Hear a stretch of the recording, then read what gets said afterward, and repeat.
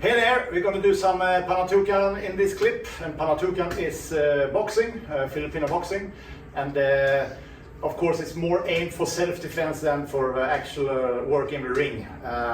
So we'll play a little bit with that, we do a couple of combinations, and later on we move over where we switch, take the boxing attitude away and do the same with a ball pen or a magic marker.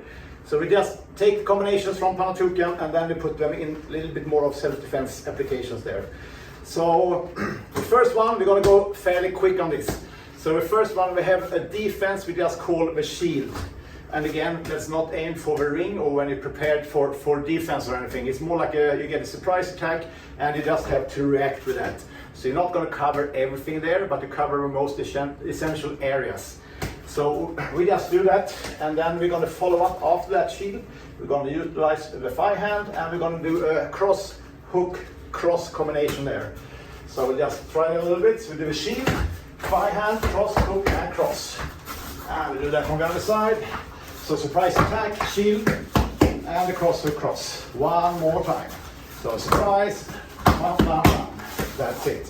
So that's combination number one. Combination number two is going to be against a hook and a cross. And this time we're just going to do a cover and a shoulder roll. So we do that slowly. So we got a hook and a cross. And then we follow up thigh hand and the combination. Other side.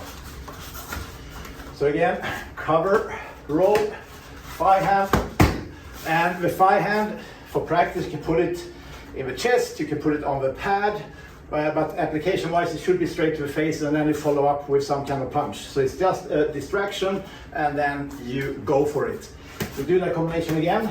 So the cover, the roll, and thigh hand and cross, hook, cross. So that was combination number two.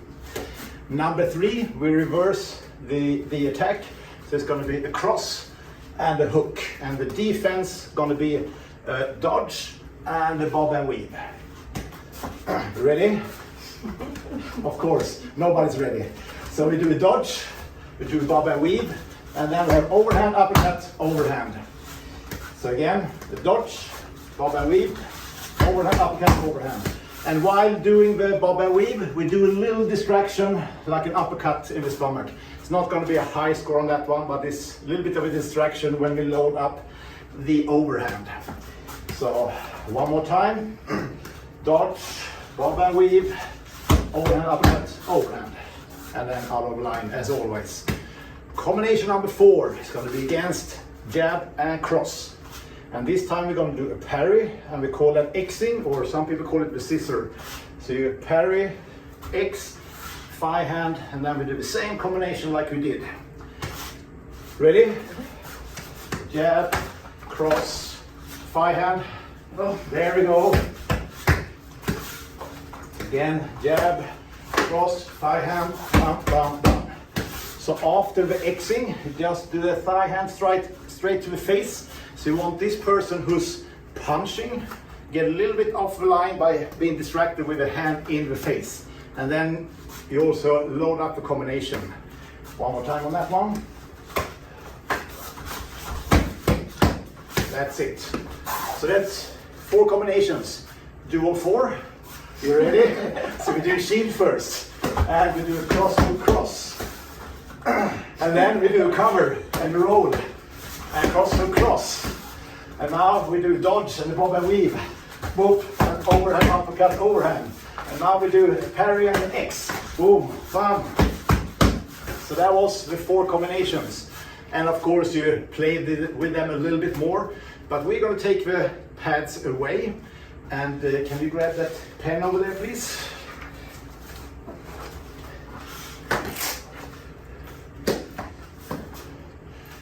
So, in boxing, you have equal size normally and equal weight.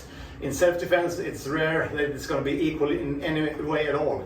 So, might be that the cross is good enough if you hit the nose or something, but it might be that you're not heavy or strong enough to get that knockout power. So we're going to switch the crosses into a hammer fist. And of course you can do the hammer fist on the pads as well, but right now we just do a little bit of a transition. Instead of a cross, we do a hammer fist. And you want to have something that's kind of hard. That could be anything. If you have a ball pen, it will be a little bit sharper. If you have something a little bit bigger, it will be more of an impact thing. Right now, doesn't matter. It's going to hurt a lot more. There you go. So, first we had the shield. You cover up, you do the thigh hand, hammer, hook, and the hammer. And then the hook could be a hook, but it can also be palm straight over the ear or just over the face, so you don't see the next hammer. Doesn't matter. Don't overthink that. You do that again. So a shield, some kind of surprise, and then you go. And some kind of surprise. Oops. Oh, you were ready there. Good. The second combination, we have the cover and the roll. So you're covering up here, you roll, and you can do the hammer all the way through. And again, this hand doesn't look that much, but I don't see what's loading up over there. So it might not hurt me a lot, but even if it's not touching, it's harder for me to see what's loading up there. So it could be really good pushing, could be really just a distraction, so to not see what's coming over there. So many different variations there. So we do that one again. Cover, roll, distract first again. So cover, roll, distract, hammer, hook, and hammer. So that's combination number 2. Number 3, we have the dodge and the bob and weave. So we dodge over there, bob and weave, and the hammer, up, hammer. Again, might not be knockout power in the uppercut there, but again, if it's a good enough distraction, you're going to score with a hammer with that ball pen. Do that one again. So dodge, bob and weave, bam, boom, and bam. And number 4, we do the parry and the X. And again, that pen into the biceps might hurt a lot if you got a thick leather jacket. Might not feel it at all. Never know. It might be a good distraction. If not, we keep working anyway. So again, don't overthink that. We love to do a lot of gunting in Filipino martial arts. Can be a good distraction if you have a sharp object. Might be a different result there. But don't overthink that either. You're just going to do the same combination like we did with the hands, now with the ball pen. So parry and the X. So parry and the X. Distract, and then you load up the combination again. So parry, X, distract, load up the combination again.